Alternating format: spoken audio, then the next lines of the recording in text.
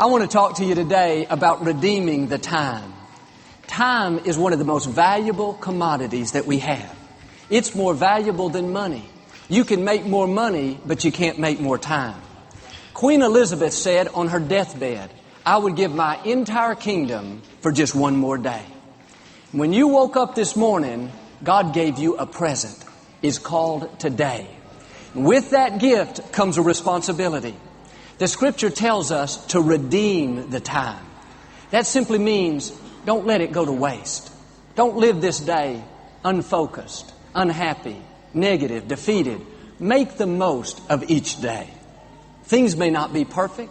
You may have some obstacles, but you can never get this day back. If you will learn to see each day as a gift, you will live more intentional. You will realize when you spend your time, you are spending your life. You can either invest it or you can waste it.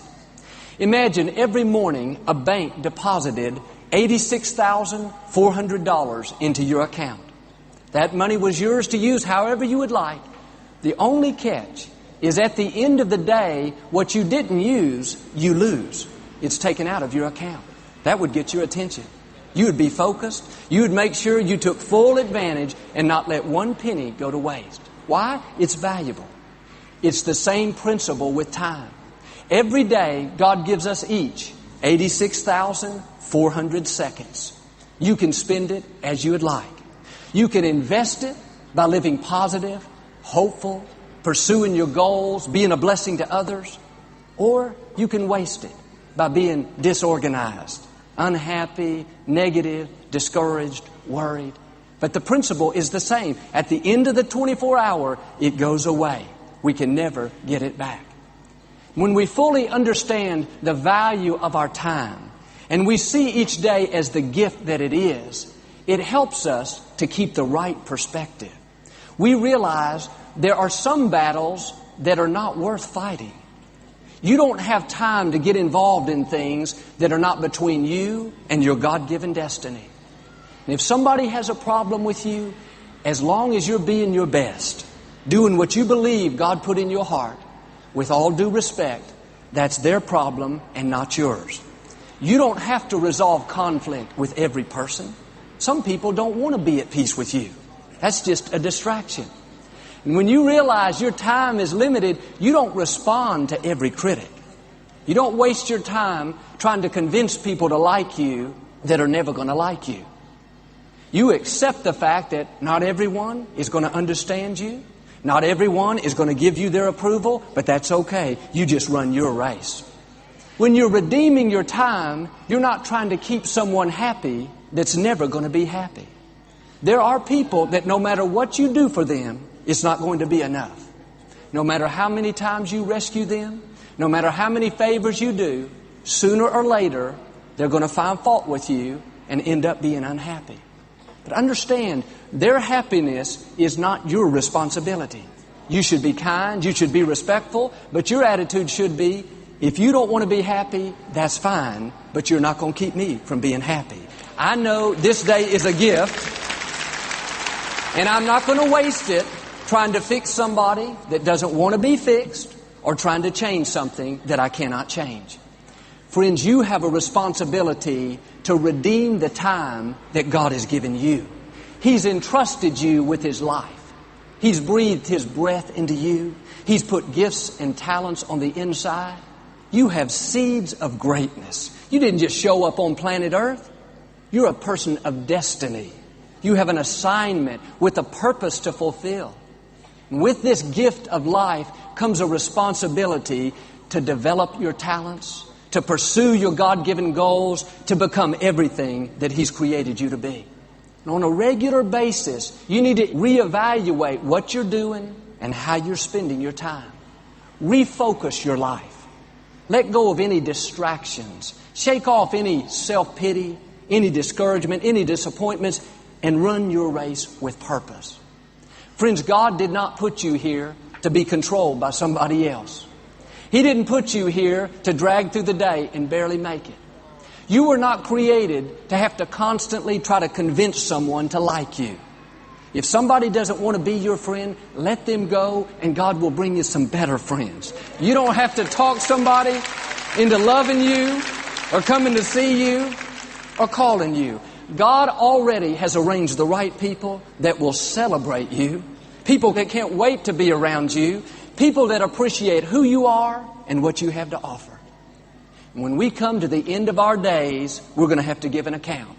God is going to ask, how did you spend your life? What did you do with the gifts I put in you? How did you use the time I gave you? We can't do like Adam and make excuses. God, this woman you gave me, she got me off course. Or yes, God, I wasn't very happy, but I didn't have a good job. Or, yes, I worried all the time, but the economy was so bad. No, shake that off and make the most of each day. I believe you and I are going to be able to say, God, I lived my life to the full. I recognized each day was a gift. I developed my talents. I wasn't controlled and manipulated. I didn't get involved in battles that didn't matter. I didn't let disappointment stop me. I didn't lose my integrity and compromise. I was a giver and not a taker. God, I gave it my very best. I redeemed the time. When you have that kind of attitude, God will increase you. He'll give you more influence, more opportunity. The Apostle Paul said we should run with purpose in every step. That means when you get up in the morning, on purpose, set your thoughts in the right direction. Positive, hopeful, this is going to be a great day. On purpose, put a smile on your face, a song in your heart, a spring in your step. And then on purpose, go out each day with a plan, with a goal, not distracted by every phone call, running here and there, upset in the traffic, too stressed to enjoy the day. No, redeem your time. Be an on-purpose person. And yes, I'm all for being flexible and certainly for taking time to help others. But if we're not focused, if we're not running with purpose in every step, we will allow distractions to get us off course and keep us from God's very best. When you realize your time is limited, you don't get offended every time you turn around. You don't let little petty things and politics at the office sour your day. You don't go around offended with unforgiveness because somebody mistreated you. You let it go and trust God to make your wrongs right. I talked to a lady recently and she told how a family member had done her wrong. She was so upset and starting to get so bitter. I told her what I'm telling you. Life is too short to live it that way. Just let it go and trust God to be your vindicator. She wouldn't hear it. She said, no, Joel, I'm not going to be happy until they apologize. What she didn't realize is she is wasting valuable days. That person hurt her once. Now she's allowing them to hurt her again and again because she will not let it go. And I wonder how many of us like her have wasted valuable days. We can't say we redeemed the time. We just drug through the day, offended, upset, worried. Some people have lived like this for years, with bitterness, unforgiveness, nursing an old wound. Instead of moving forward to the great things God has in store, they keep going back to the old. It's just like a scab. Every time you pick it, it reopens the wound. It's never going to heal until you leave it alone and stop going back. What am I saying? Quit reliving the hurts and pains of your past. When those pictures come up on the movie screen of your mind, the good news is you've got the remote control. Change the channel. You can choose what you want to dwell on. Do you realize how much energy it takes to be bitter? Do you know how much emotional energy it takes to hold a grudge? We only have a certain amount for each day. If we use our emotional energy for the wrong purposes, focused on the negative, dwelling on who hurt us, we're not going to have the energy we need for the right purposes. We're not going to make the best decisions. We're not going to be as creative. Our gifts and talents won't come out to the full. We're not only doing ourselves a disservice, but we're doing our family, our friends a disservice. We're not redeeming the time. Well, you say, Joel, I'm not going to be happy until they get what they deserve. That's only fair. Or I can't enjoy my life until my coworkers stop talking about me. Listen, we can't control any of that. You cannot control what people do or what they say. You can only control yourself. If you're allowing that to upset you, to cause you to go around bitter and angry, then you are giving away your power. You're letting them control you. The Scripture says, don't let the sun go down on your anger.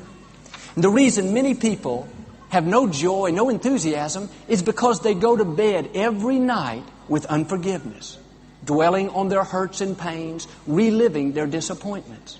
And when you go to bed like that with a cluttered mind, focused on the negative, then when your sun comes up the next morning, it's clouded by all these things you brought over from yesterday. It's just like in the natural, when it's overcast outside and the clouds are blocking the sun, it's kind of dark and gloomy. That's what happens when we go to sleep with bitterness, with resentment, focused on the negative. Some people have not seen the sun shine in their life for years and years, not because it's not up there, not because God doesn't have great things in their future, but simply because they keep letting their sun go down with all these negative things on it. The problem is, if it goes down with resentment, it comes up with resentment. If you go to bed with self-pity, you're going to wake up with self-pity. That's what's blocking God's blessings. It's stopping you from seeing the bright, clear future that God has in store. And if you want those dark clouds to go away, if you want the sun to shine brightly in your life once again, it's totally up to you. You control the weather. You control the clouds. Here's the key. Every night before you go to bed, just look up and say, Father, I am releasing every negative thing that happened to me today. I'm forgiving every person that hurt me. I'm forgiving myself for mistakes I've made. I'm releasing every disappointment, every worry, every hurt. And I'm not going to bed angry, upset, in self-pity. I give it to you and I lay down in peace. When you do that, your sun is going to go down with nothing blocking it. Maybe over the years you've had things build up, and today it looks like there's layer after layer of overcast skies in your life. The good news is, if you'll just be diligent, keep releasing this every night, little by little, the clouds are going to break up and the sun will start to shine through. You'll have a new spring in your step. Your goals and dreams will come back to life. You'll have more energy. You'll feel better. You'll meet new friends. God will open up new opportunities. What's happening? Those clouds are breaking up, and the sun, God's goodness, is starting to shine through once again. No matter what you've been through in the past, you need to draw the line in the sand and say, that's it. I'm not going to bed anymore with something blocking my sun. That means you're not going to go to bed dwelling on unanswered questions. God, why did my loved one not make it? Why did my marriage not survive? God, why didn't I get that promotion that I prayed and worked so hard for? No, just let it go. When you lay down to sleep, don't take any baggage with you. Don't go to bed thinking about the disappointments of the day, and what you didn't get done, and what somebody said. Just clear your mind and say, God, I'm giving it all to you. I'm releasing it right now. If you'll get in a habit of doing that every night before you go to bed, then nothing is going to block that sun. It's going to shine brightly in your life. I saw an interview with a lady. She was supposed to be on the flight to Buffalo that recently crashed. None of the passengers or the crew survived. She had been booked to be on this flight, but at the last minute something came up. She missed it and took one 30 minutes later. She realizes she has been given a second chance. That could have easily been her. She talked about how that changed her perspective. Now she appreciates each day much more. She sees it as a gift. She told how she doesn't get upset as easily. Little things don't bother her. She doesn't get offended. She's much more forgiving, much more understanding, much more loving. You know what she's really saying? I don't go to bed anymore with things that are blocking my sun. I realize how limited my time is, and I'm not going to waste it in unforgiveness or in things that I can't change. I'm going to make the most of each day. That's the attitude I want us to have. We don't know how long we're going to be here. The Scripture says our life is like a mist. We're here for a moment and then we're gone. And I wonder how long we'd stay offended if we knew we only had 6 months to live. I wonder how many times we'd get upset and go around worried if we knew we just had a few more weeks. Or how many days would we drag through with no passion if we knew our time was coming to an end very shortly. Most likely that would change our perspective. I saw a sign on the freeway the other day. It said, "Do you have any reason to be grateful? Just check your pulse." What's it saying? As long as you're alive, you've been given a gift. Every morning you wake up with air to breathe. Every day you can see the sunshine. Every time you hear your kids laughing and playing. Every evening you see the stars. You hear the crickets. You feel the warmth of your spouse. Let that be another reminder that God has blessed you with a gift of today. Don't take it for granted. It's funny, sometimes the things we complain about are the very things other people would love to have. We complain about the children. "Oh man, these kids are so much work. All I do is cook and clean." Do you realize some couples aren't able to have children? They'd do anything they could to have children like yours. Don't take it for granted. Or this job, Joel, it is so stressful and I just don't like my boss. Do you know how many people would love to have your job? Learn to appreciate it. Or how about this? "Joel, this husband of mine, he just gets on my nerves. We don't get along." This may surprise you. You may not even believe it. But there are some ladies that would love to have your husband. I know some of you are thinking, can I give you a phone number right now? It says in 2 Corinthians, don't squander one bit of the marvelous life God has given you. Notice that saying, don't waste one tiny bit. Don't waste another second focused on the negative and what you don't have in life. Don't waste another minute being discouraged and depressed. Don't go another day with unforgiveness and bitterness in your heart. I have people say to me all the time, "Joel, if I'd have known back then what I know now, I would have sure lived my life differently. I wouldn't have got upset so easily. I wouldn't have tried to reconcile with somebody that didn't want to reconcile with me. I wouldn't have gotten distracted and not pursued my God-given goals." You know what they're really saying? I would have been more careful and more deliberate about how I spent my time. I would have maximized each day. That's what I'm asking you to do. Take inventory of how you're spending your life. It's very sad to come to the end of our days and have to say, if I would have only chosen better friends, who knows where I would have ended up. If I'd only forgiven this person, gotten out of self-pity and gone on with my life. If I'd only taken more time for my family and not worked so much. Friends, now is the time to make adjustments. We can't do anything about the past, but we can do something about right now. We can start redeeming the time. Understand, I'm not redeeming the time if I go around with a chip on my shoulder, focused on my disappointments. No, when you go through setbacks, and we all do, don't waste the time by thinking about what you've lost. Invest the time by thanking God for what He has coming. Thank Him for the new doors He's about to open. I talked to a young lady recently. She was a reporter at a local television station. During Hurricane Ike, she was covering the story. Her assignment this particular day was to find people that were really struggling and having a tough time finding food. Basically, it was to find sad stories. So she went to one of the local food drops where they were giving away free food, and she talked to the people in line. But nobody had a sad story. They were all grateful and believed that they were going to make it. It just so happened that Victoria and I were there with some of the Lakewood volunteers helping out. She brought the camera over to me. Said, "Joel, tell me the worst thing that you've seen today." I said, "Yes, some people are struggling, but they have faith. They know they're going over and not under. They know they're victors and not victims. And this is going to be their best year in spite of the hurricane."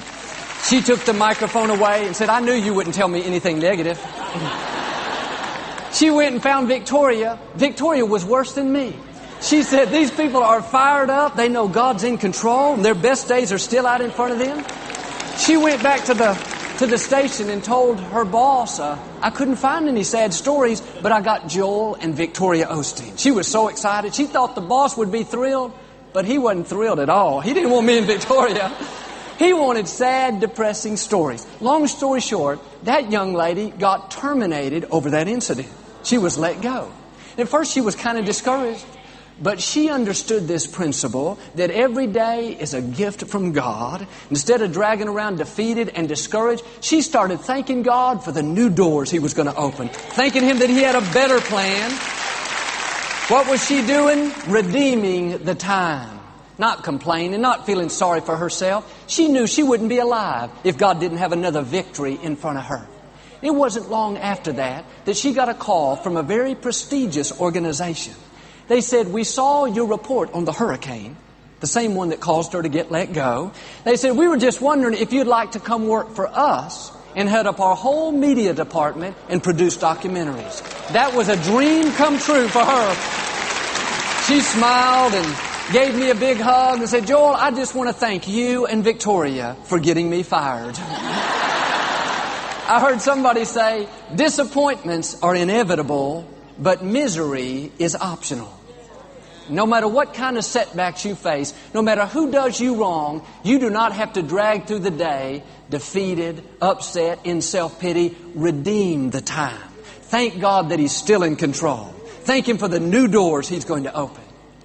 Understand, every person goes through the valleys, but the valleys are what lead us to higher mountains. If you never go through a valley, you'll probably not get to a higher level. But the key is, when you're in the difficult seasons, in those valleys, you got to redeem the time. Just like her, instead of complaining, instead of feeling sorry for yourself, go out and do something good for somebody else. Sow a seed. Volunteer while you're in the valley. Give somebody a ride while you're in the valley. Pray for others while you're in the valley. Usher while you're in the valley. When you sow a seed, when you invest it the right way in helping others, then those seeds that you sow are going to create the harvest you need, not just to take you out of the valley, but they're going to lead you to a higher mountain, to a level you've not been at before. And David put it this way in Psalm 90, verse 12. God, teach us to number our days and realize how few they really are. Help us to spend them like we should. I'm 45 years old. It seemed like it was just yesterday that I was graduating from high school. It's been 20-something years. I don't know where the time has gone.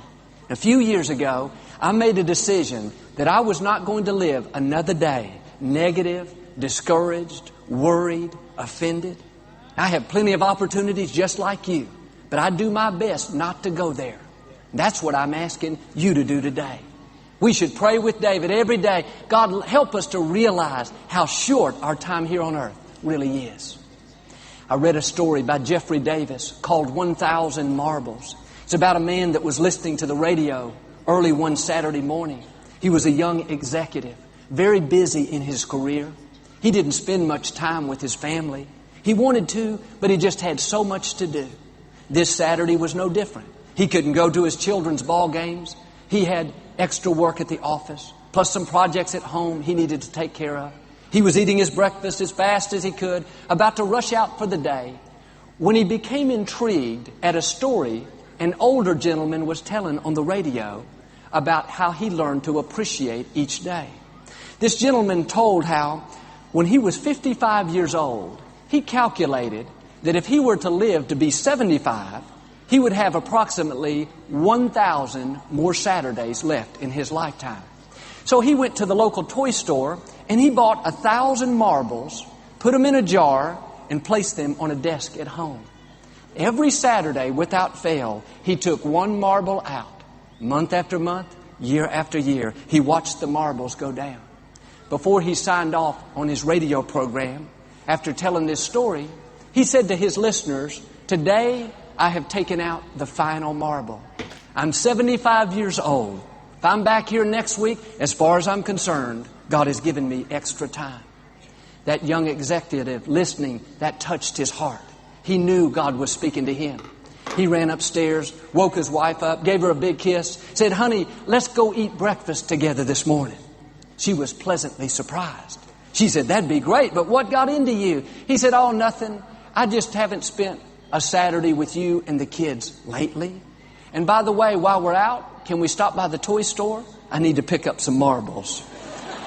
What happened? All of a sudden, he realized how short his time here on earth really is. Let me ask you, how are you spending the 86,400 seconds God gives you each day? Are you investing it or are you wasting it? Are you taking time for the people you love the most? Are you allowing bitterness and unforgiveness to block your sun, to cloud your light? Are you letting others control you? Or perhaps distractions keep you from your God-given destiny? No, make the most of each day. When you get up in the morning, learn to accept the present God gives you. Thank Him for another gift of today, and then go out and live it to the full. Things may not be perfect, but that doesn't have to stop you from enjoying the day. Look at all the good things that are in your life. Enjoy the beauty of God's creation. When you go through disappointments, remember, don't let the sun go down on that disappointment. Before you go to bed, just clear out your mind and turn it over to God. If you'll run with purpose in every step, accepting and appreciating the gift of today, then you are redeeming your time. You're not only going to enjoy your life, but God is going to increase you and promote you. You're going to overcome your obstacles. You'll see your gifts and talents come out to the full. And when you come to the end of your days, you'll be able to say, I have no regrets. I have spent my life well. Amen. Do you receive that today?